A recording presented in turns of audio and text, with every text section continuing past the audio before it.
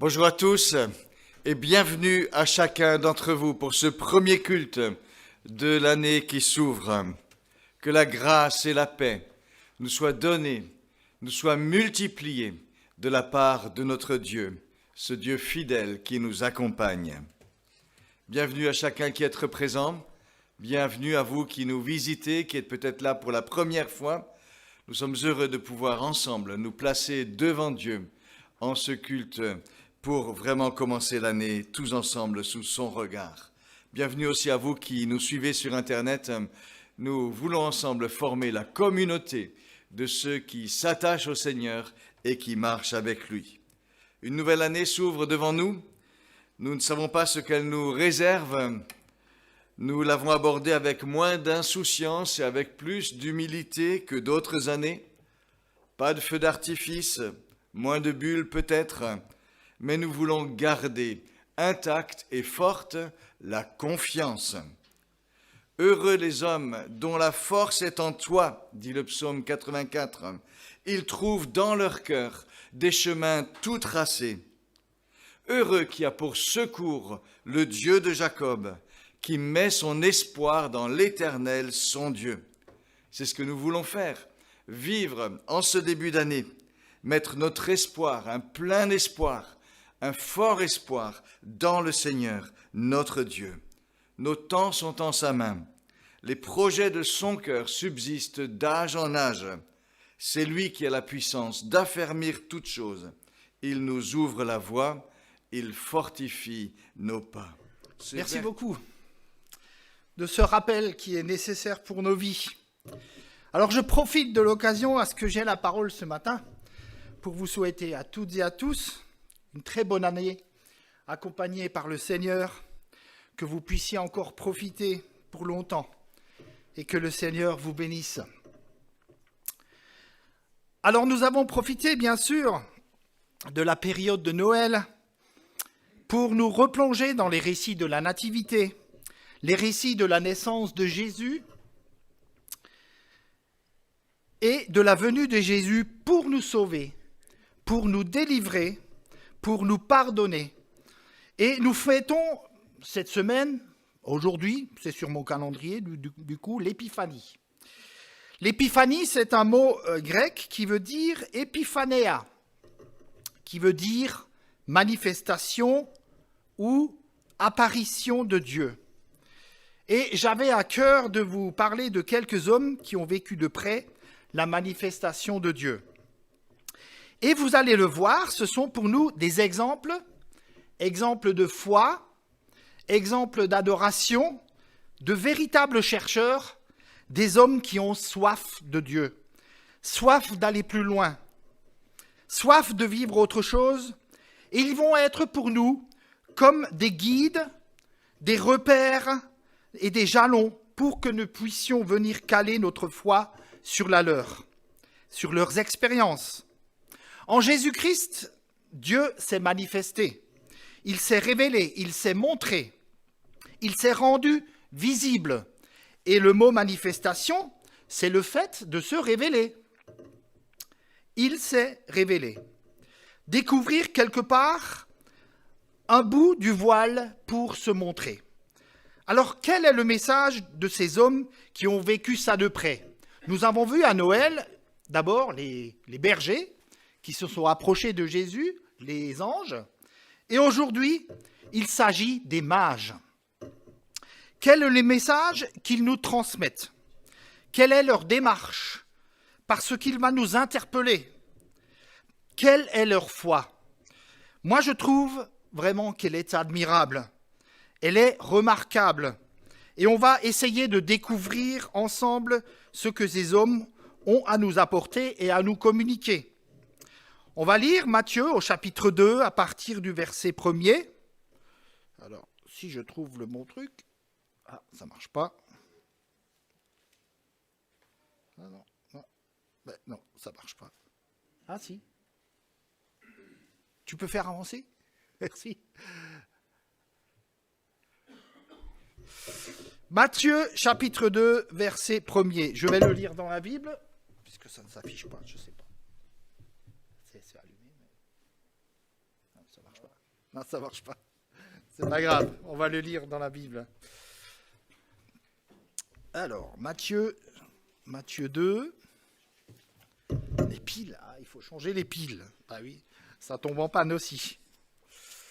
Alors, à partir du verset 1. Jésus était né à Bethléem en Judée, au temps du roi Hérode.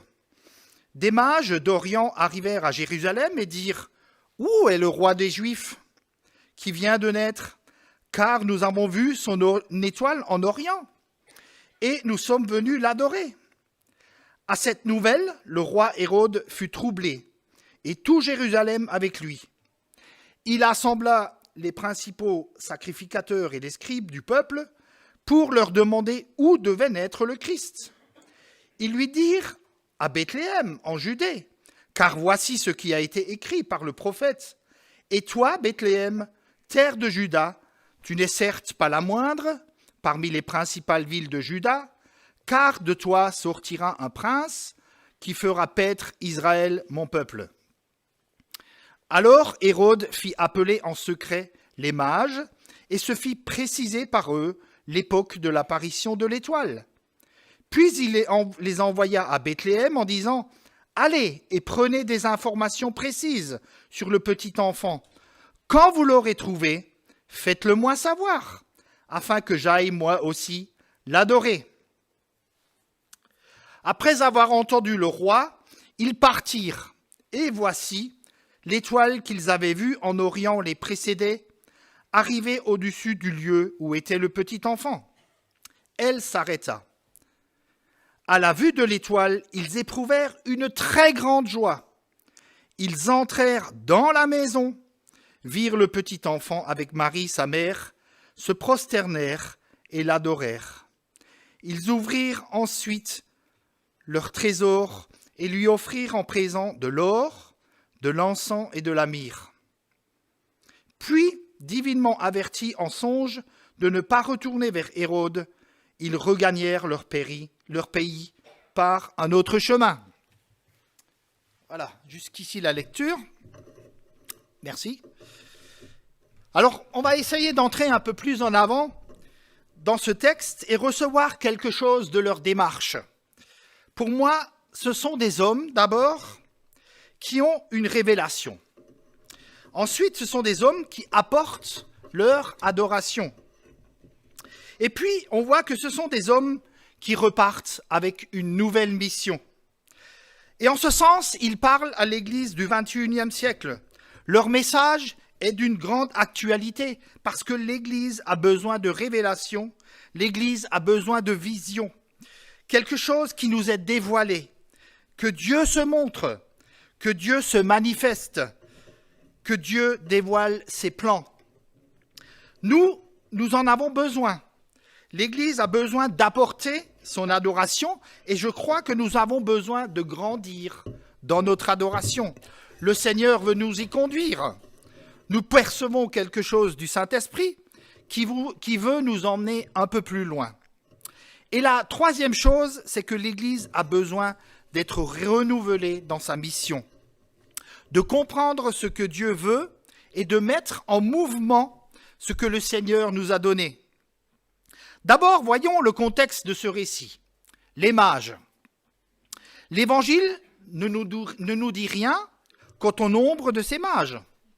On a pensé, la tradition a pensé qu'ils étaient 3, en raison des 3 cadeaux qui sont mentionnés. Mais en fait, l'Évangile ne dit rien. L'Évangile ne nous rapporte rien du nombre de personnes qu'ils étaient, de nombre de mages. On ne connaît pas non plus leur nom. Une tradition légendaire rapporte à partir du VIe siècle qu'ils s'appelleraient Melchior, Gaspard et Balthazar. Ça, c'est la légende. Mais ce n'est pas écrit dans la Bible. Ces mages, au fond, ce n'est pas des rois, mais ce sont des hommes reconnus pour leur sagesse. Ce sont des gens instruits dans bien des domaines. Par exemple, celui de la science, dans l'astronomie, dans l'histoire, la culture biblique. Et on apprend par exemple par le livre de Daniel que les mages faisaient partie des personnes les plus influentes de la société persane.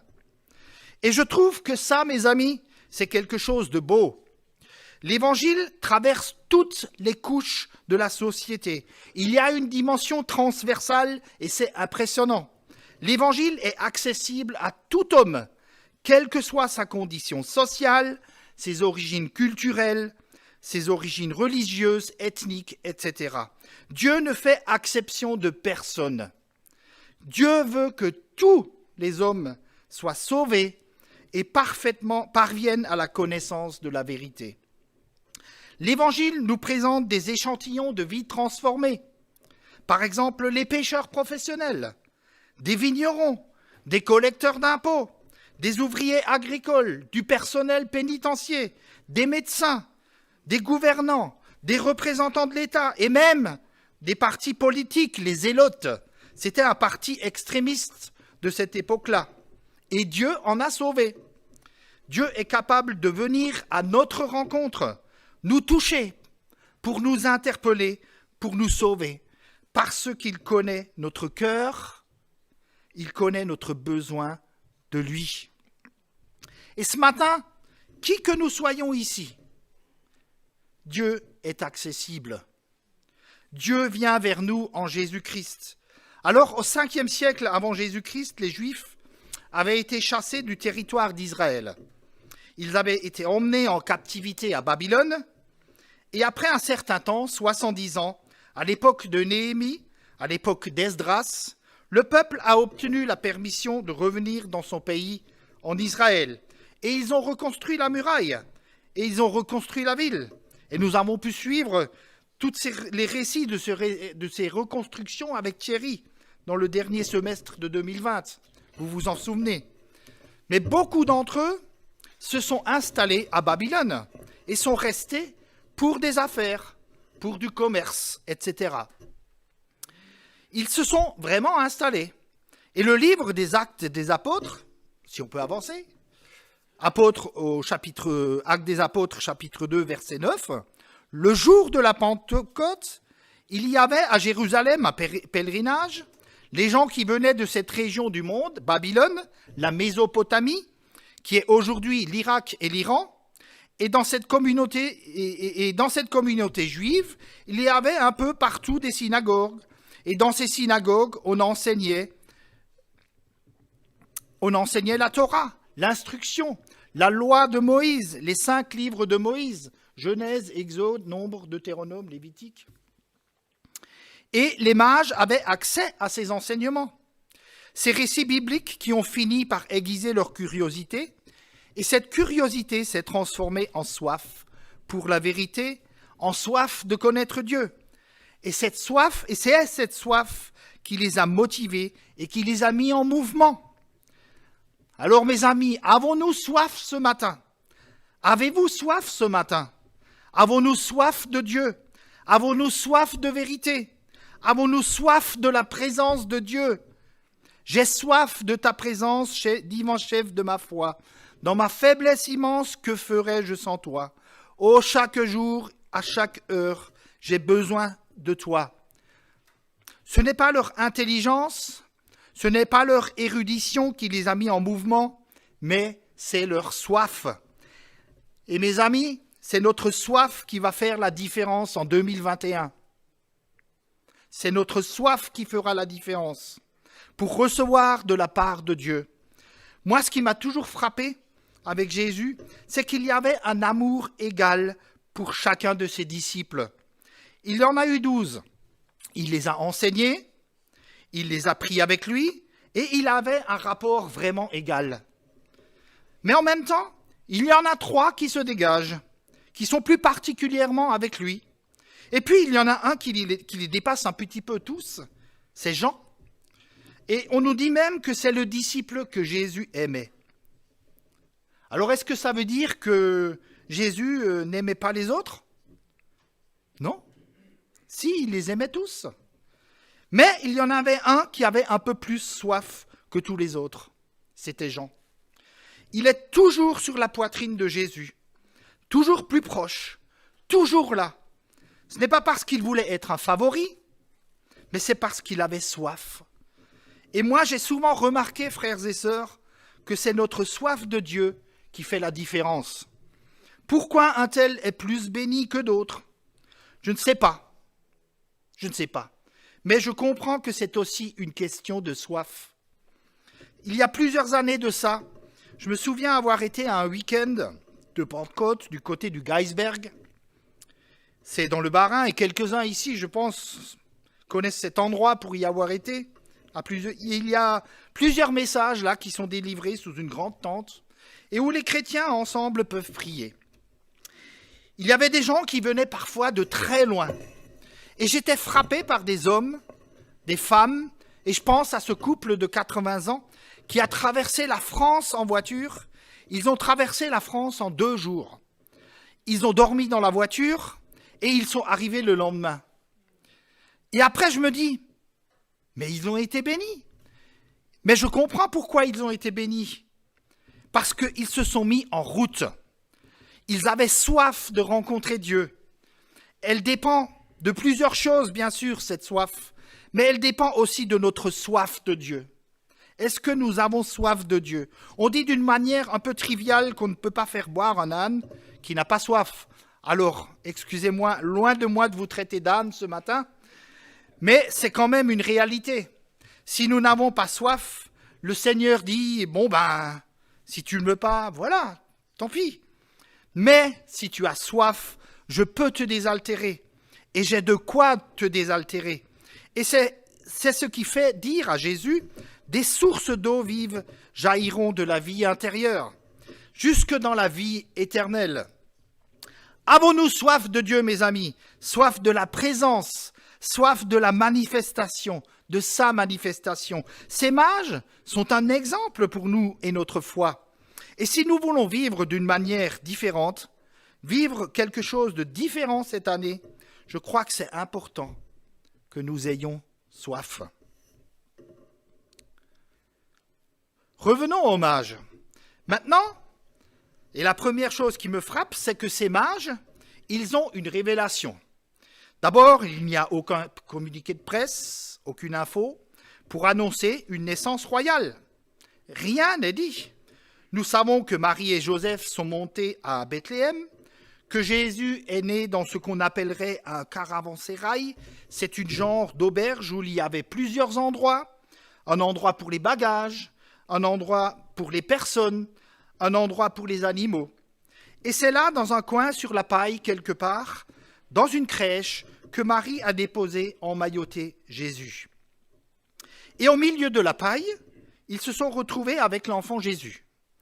Mais 2 années plus tard, on retrouve Marie et Joseph dans une maison. On vient de lire le texte, je ne peux pas l'afficher parce que ça ne marche pas. Les mages ne sont pas venus à la crèche, mais ils sont venus adorer Jésus dans une maison. L'étoile s'est arrêtée au-dessus de la maison et ils sont entrés dans la maison. Les mages connaissent les textes bibliques, notamment Nombre, chapitre 24, verset 17, qui fait allusion à une étoile et un roi qui doit paraître. Un astre sort de Jacob, dit ce texte, un sceptre s'élève d'Israël. 12 siècles avant la naissance de Jésus, c'est dire si Dieu a de l'avance sur nous. Mes amis, Dieu a toujours de l'avance sur nous, toujours, et on n'arrivera jamais à le dépasser, jamais. Et c'est la raison pour laquelle je lui fais confiance. Il voit plus loin que moi, plus loin que le bout de mon nez. Il voit plus loin que nous. Il sait bien plus ce qui peut se passer et ce qui va se passer. La Bible dit qu'il n'a ni commencement de jour, ni fin de vie. Il est l'Éternel, je suis. C'est extraordinaire, et quand je pense à cela, je me dis, Seigneur, je fais bien de te donner ma vie. Je fais bien de te faire confiance, parce que tu sais mieux que moi. Et dans son plan, il voit les choses, il sait.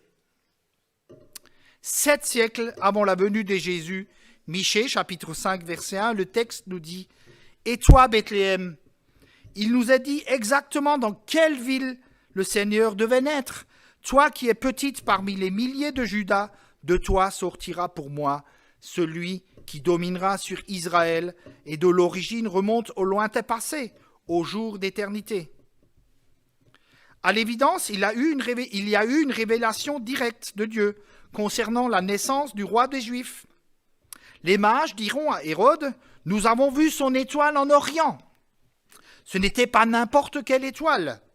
Il y a beaucoup de mystères autour de cette étoile. Alors beaucoup de choses se disent. Mais moi, je crois que Dieu est capable de faire des miracles et de montrer à quelqu'un par où il doit passer pour le rencontrer, pour le trouver. Si nous cherchons la vérité, mes amis, et la Bible le dit, si nous cherchons, nous trouverons. Vous me trouverez, vous me chercherez et vous me trouverez si, et seulement si, vous me cherchez de tout votre cœur. Et l'apparition de cette étoile est suffisamment persuasive pour les motiver et les pousser à se lever et à se déplacer. Ces hommes ont une révélation. Dieu lève le voile et leur montre les choses cachées. Et l'Église de Jésus a besoin de révélation. L'Église a besoin de vision. Proverbe chapitre 29, verset 18 dira « Quand il n'y a pas de vision, le peuple est sans frein. » Une autre traduction dit « Faute de vision, faute de révélation, le peuple se meurt. » On ne sait pas où on va. On a besoin de jalons, on a besoin de direction, on a besoin de buts, on a besoin d'objectifs. Et Dieu nous les donne. Il nous les montre. Le mot vision vient du verbe voir. Et pour moi, une vision, c'est voir ce que Dieu voit. Ce que Dieu voit. Penser comme Dieu pense. Réfléchir comme Dieu réfléchit. Il y a ce livre qui a pour titre « Que ferait Jésus à ma place ?» Certains d'entre nous le connaissent, car quelqu'un en a déjà parlé ici. Mais c'est ça, réfléchir comme Dieu réfléchit. Penser comme Dieu pense. Alors, il y a beaucoup de définitions concernant la notion de vision. Un pasteur a dit un jour, une vision, c'est une image du futur qui produit de la passion chez les gens. La passion chez les gens. Moi, ça me plaît, mes amis. Quelle est votre vision pour votre vie? Quelle est votre vision pour votre famille? Quelle est votre vision pour votre entourage? Quelle est votre vision pour vos enfants? Quelle est votre vision pour votre travail? Pour votre entreprise? Pour votre groupe? Quelle est votre vision pour votre service? Moi, je crois que les chrétiens devraient être les gens les plus passionnés. Passionnés par Dieu, passionnés par Jésus, passionnés par la mission qu'il nous propose. C'est différent de tout ce qui peut exister sur la terre. Et c'est la raison pour laquelle je suis chrétien. Ce que Dieu propose est unique. Unique, mes amis. Qu'est-ce qui vous passionne? Moi, je suis passionné à annoncer la bonne nouvelle de Jésus-Christ, à dire à toutes ceux et celles qui le veulent que Jésus-Christ est vraiment la solution à leurs problèmes. Non pas que quand on devient chrétien, on n'a plus de problèmes. C'est totalement faux. C'est pas ce que je suis en train de dire. Mais que Jésus est celui qui pourra t'aider dans toutes tes difficultés, t'accompagner sur ton chemin et jusque dans l'éternité. Jusque dans l'éternité. Plus aucune crainte, plus aucune peur. Jésus est vraiment le chemin à suivre pour qu'il y ait encore beaucoup de nouvelles naissances. Et il y a un peuple nombreux. Il y a tant de gens qui ont soif de quelque chose. Tant de gens. Il y a tant de personnes qui sont découragées et qui se sentent seules au monde. Regardez ce qu'il se passe. Il y a aujourd'hui un nombre important de personnes découragées, désabusées, dépressifs au bout de leur vie, épuisés par tous ces arrêts brutaux de confinement. Sans espoir, ils n'en peuvent plus. Et il y a une solution, c'est Jésus. Il faut juste saisir cela. Il faut juste saisir cela. Deuxièmement, les mages apportent leur adoration. D'abord, ils viennent de loin. J'ai un peu regardé sur Google Maps la distance entre Bagdad et Jérusalem. Il y a 1095 km, soit environ 900 km à vol d'oiseau. Alors on ne sait pas exactement, la Bible ne le précise pas. On ne sait pas s'ils sont venus à dos de chameau ou pas. mais je suppose qu'ils sont venus avec les moyens de locomotion de l'époque. Ils ne sont pas venus à vol d'oiseau, mais ils ont bien dû faire au moins 1000 kilomètres. Hein, vous êtes d'accord? Mais ils sont venus de loin. Ils ont fait un long voyage. Ils viennent, frères et sœurs, dans l'intention d'adorer. C'est leur intention. Je ne sais pas dans quelles intentions vous êtes venus ce matin. Mais moi, je suis venu adorer le Seigneur. C'est la raison d'être de notre culte ce matin. C'est lui notre priorité. On est venu pour lui. Pas pour nous voir tous. Alors c'est sympa de nous voir, mais on est venu premièrement pour lui. Après, bien sûr, il nous bénit. Ce sont les conséquences de notre rassemblement. Parce que lorsque l'on est béni, c'est impossible qu'on ne soit pas béni. Ils sont venus intentionnellement, c'était le but de leur déplacement. Quand on pense à la distance, quand on pense à la fatigue, quand on pense à la chaleur, à la poussière, en conditions de voyage de cette époque, mes amis, ils payent un prix. Il y a une dépense d'énergie derrière ce voyage. Il y a un sacrifice. Et adorer Dieu, c'est un sacrifice. Je pense à David qui, à un moment donné, construit un autel pour offrir un sacrifice à Dieu. Et à un moment donné, il se trouve dans une situation très difficile et très délicate. Il y a un homme qui vient vers lui, qui s'appelle Ornan, et Ornan va lui fournir du bois. Il va lui fournir les bêtes, il va lui fournir les céréales, et il dit, voilà David, voilà pour offrir à Dieu. Et à ce moment-là, David se retourne, et il lui dit, non. Ornan voulait lui offrir gratuitement. Il dit non, je n'offrirai pas à l'Éternel un sacrifice qui ne me coûte rien. Mais je veux l'acheter et payer le prix fort. Et la véritable adoration, elle n'est jamais gratuite. Elle nous coûte. Elle nous coûte. Peut-être ça vous a coûté votre grasse matinée ce matin, mais elle nous coûte. Et c'est peut-être la raison pour laquelle nous sommes un peu timides dans notre louange. Ça, c'est une forme d'adoration, la louange, la prière. Et ce qu'il nous faut, c'est la présence de Dieu. La véritable adoration, elle nous coûte. Hébreux chapitre 13, verset 15 dit ceci, « Par lui, offrons sans cesse à Dieu un sacrifice de louange, c'est-à-dire le fruit de lèvres qui confesse son nom. » Mais l'adoration dépasse de loin les paroles, la prière, la louange, la musique. Ça va bien plus loin, l'adoration. L'adoration, c'est un style de vie. C'est notre vie qui est offerte au Seigneur. Toute notre vie, nos services, nos activités, tout est adoration. Le fruit de lèvres qui confesse son nom. Confesser, c'est reconnaître sa grandeur. C'est proclamer sa bienveillance. C'est témoigner tous ses bienfaits. Et puis au verset 16, aux Hébreux, il dit « N'oubliez pas la bienfaisance et la libéralité, car c'est à de tels sacrifices que Dieu prend plaisir. » Dieu prend plaisir à de tels sacrifices. Faire du bien, être généreux, ça fait plaisir à Dieu. Et quand on fait plaisir à Dieu, c'est de l'adoration. De l'adoration. Il surmonte les obstacles. L'étoile apparaît, puis elle disparaît, puis elle réapparaît. Et peut-être qu'à un moment donné, ils se sont interrogés en se disant « Mais est-ce qu'on s'est trompé? Est-ce qu'on se serait égaré? Qu'est-ce qui nous arrive? Sommes-nous toujours dans la bonne direction ?» Il y en a peut-être qui se posent la question ce matin. Sommes-nous toujours dans la bonne direction? Ils s'interrogent comme nous. Certainement, nous nous interrogeons. Surtout après cette année 2020, avec tout ce que nous avons vécu. Vous savez que le chemin de la foi et notre route n'est pas toujours bien balisée, bien jalonnée. Quelquefois, on tâtonne et quelquefois, on tourne en rond. Et ça, c'est fait exprès. Ce serait trop facile. Parce que quand on commence à tourner en rond, mes amis, qu'est-ce qu'on fait? On lève le regard vers le Seigneur. Et on se dit, Seigneur, est-ce que tu es toujours là? Mais est-ce que tu es avec moi encore? Et c'est pour ça qu'on tourne en rond. Et puis le Seigneur dit, oui, voilà. Je crois qu'il veut développer en nous cette dépendance de lui.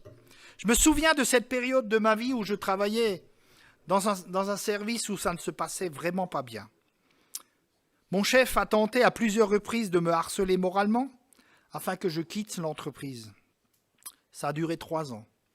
Tout ce que je faisais, tout ce que je dessinais ne lui convenait pas.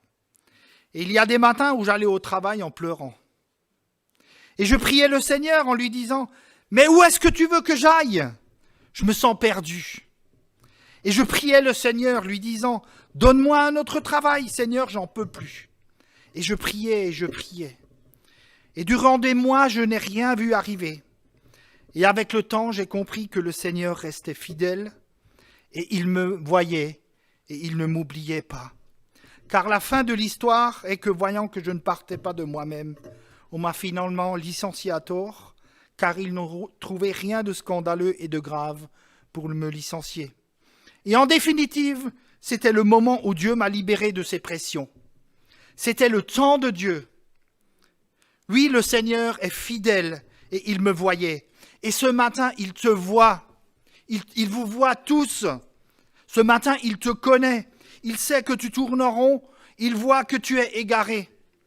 Il sait que tu te poses des questions. Mais il est là. Il a toutes les réponses. C'est la raison pour laquelle on se tourne vers lui. Notre Dieu a toutes les réponses. Alors il ne les partage pas toujours.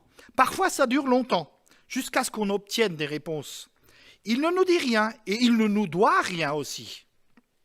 Mais en tout cas, il détient toutes les solutions et toutes les réponses. Nous, quelquefois, nous avons des problèmes dans nos solutions. Mais lui, il a les solutions à nos problèmes. Il surmonte tous les obstacles. Et puis nos mages ont l'intention d'aller jusqu'au bout, jusqu'à Bethléem, pour se prosterner en présence du roi Jésus-Christ. Ils vont jusqu'à Bethléem, ils vont jusqu'à la maison, ils vont jusqu'au pied de Jésus. Jusqu'où, mes amis, sommes-nous prêts à aller pour faire la différence ?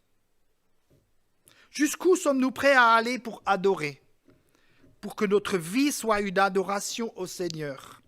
En réalité, ils sont en train de suivre les traces d'Abraham, qui est sorti de Mésopotamie, qui est allé dans la terre promise en Canaan.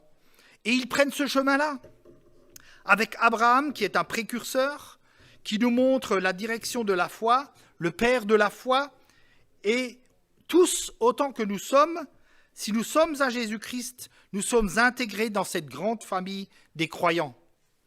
Et notre père, c'est aussi Abraham, notre modèle, père de la foi. Genèse 22, verset 4, à un moment donné, Dieu va dire à Abraham, « Donne-moi ton fils, ton unique. » Et ça va être une période de test pour Abraham. Vous savez que Dieu nous teste, vous le savez. On a eu une série sur les tests de Dieu. Eh bien, Abraham a été testé. Avant que Dieu nous confie des responsabilités supérieures, eh bien, il nous teste notre caractère, nos compétences, nos attitudes, nos comportements, nos motivations. Il nous teste. Et il a testé Abraham. Il a dit, tu monteras là jusque sur le mont Morija, et là tu m'offriras ton fils. Ce que tu étais prêt à faire en Mésopotamie pour d'autres dieux, moi je veux savoir si tu es prêt à le faire pour moi. Jusqu'où est-ce que tu es prêt à aller pour moi ? Et il y a quelque chose, mes amis, qui m'a frappé dans ce texte biblique ici, dans Genèse 22, verset 4. Le 3e jour, Abraham, levant les yeux, vit l'endroit de loin. Alors il dit à ses jeunes serviteurs, « Vous, restez ici avec l'âne. Le jeune et moi, nous irons jusque là-haut pour adorer. » Jusque là-haut. Jusqu'où sommes-nous prêts à aller avec le Seigneur ? Jusqu'où ? Et puis alors, ce qui est intéressant, c'est qu'après, par 2 reprises, le Seigneur va lui dire « Je sais maintenant ». Est-ce que Dieu avait besoin de savoir ? Certainement pas. Dieu sait toutes choses. Mais Abraham avait besoin de savoir pour lui. C'était dans son parcours. Nous avons besoin de savoir où nous en sommes nous-mêmes par rapport à Dieu. Et c'est la raison pour laquelle il permet ces tests. Et Dieu lui dit, je sais maintenant que tu crains Dieu parce que tu n'as pas refusé ton fils, ton unique. Tu n'as pas refusé. Y a-t-il des choses que nous refusons à Dieu en ce moment? Peut-être une obéissance? Peut-être une disponibilité? Du temps? Que sais-je? Vous savez que nous pouvons refuser des choses à Dieu. Nous pouvons même frustrer Dieu. Vous le savez? Malachie, chapitre 3, verset 8. Un être humain peut-il frustrer Dieu? Point d'interrogation. Car vous me frustrez. Et ça, c'est quelque chose qui est attristant, d'entendre que Dieu est frustré. C'est quelque chose qui m'attriste moi-même, car vous me frustrez et vous dites, en quoi t'avons-nous frustré? C'est sur la dîme et sur les offrandes, quand vous êtes frappés par la malédiction, et vous me frustrez. La nation tout entière. Alors ici, la frustration est rapport avec les finances de cette époque-là, de ces gens-là. Mais la frustration, ce n'est pas seulement une question de finances.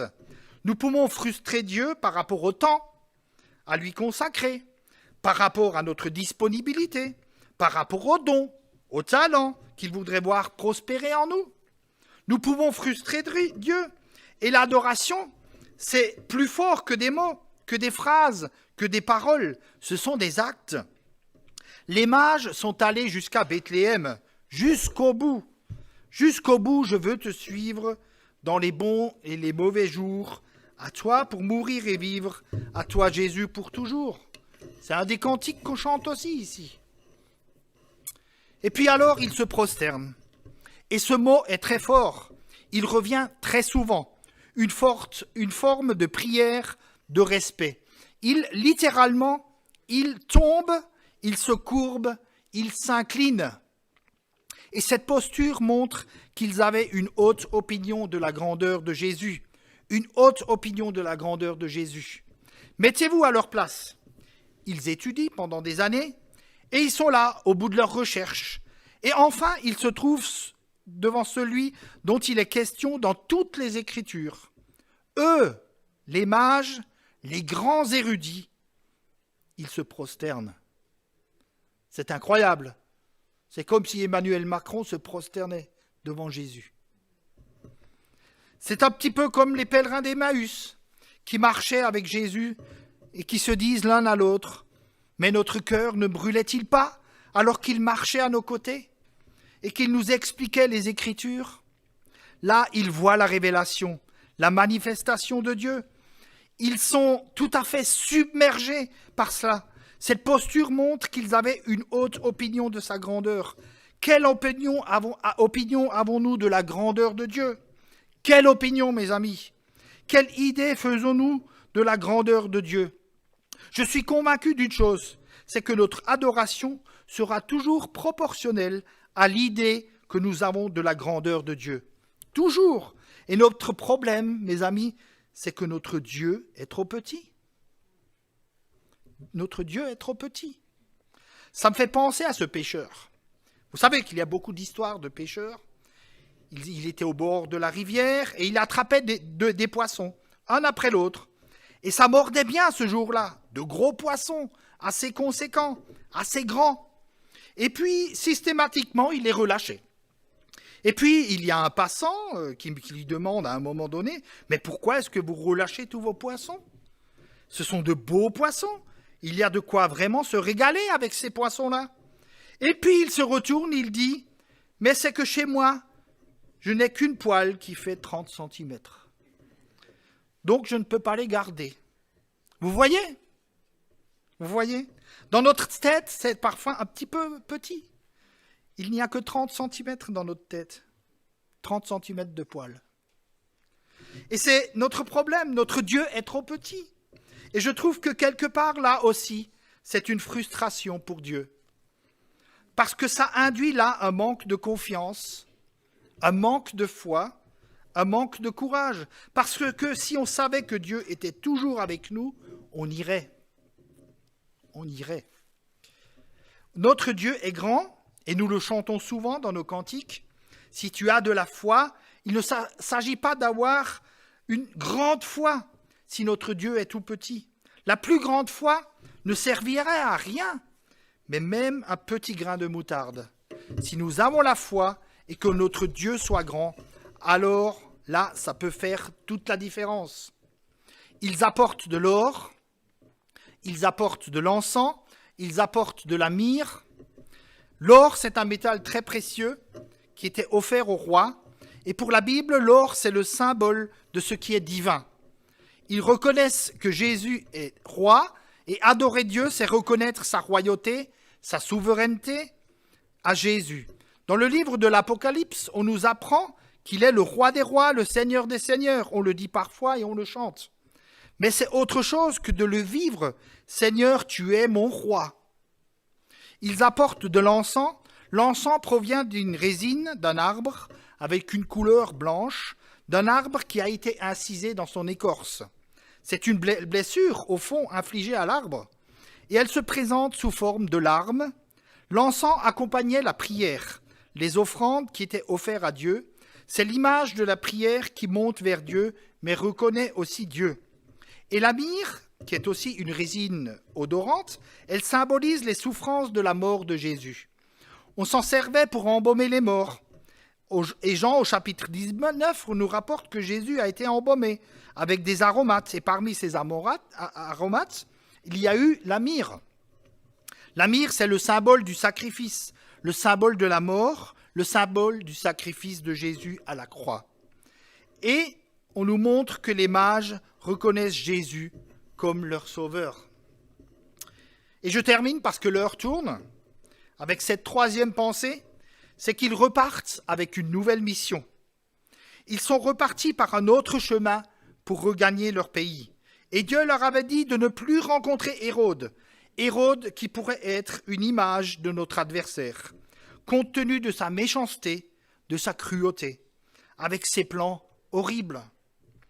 Ne retournez pas vers Hérode, mais partez vers un autre chemin, une nouvelle route pour regagner leur pays. Et très certainement, arrivés chez eux dans leur pays, ils ont raconté ce qu'ils ont vécu. Ils ont même écrit tout ce qu'ils ont vécu. Ils ont rendu témoignage de leur foi, de leur roi, de leur Dieu et de leur Sauveur. Et bien des années plus tard, au moment de la Pentecôte, une trentaine d'années plus tard, on voit arriver à Jérusalem des gens de la Mésopotamie qui entendent parler par le Saint-Esprit, des gens qui parlent en langue et qui racontent les merveilles de Dieu et qui viennent confirmer tout ce qui avait été dit. Vous voyez, tout se tient dans la parole. Tout se tient. Et ça, mes amis, c'est extraordinaire. Le plan de Dieu dévoilé en Jésus-Christ et qui prend forme dans la vie de l'Église. Et voilà ces témoins en plein Jérusalem en train de raconter les merveilles de Dieu.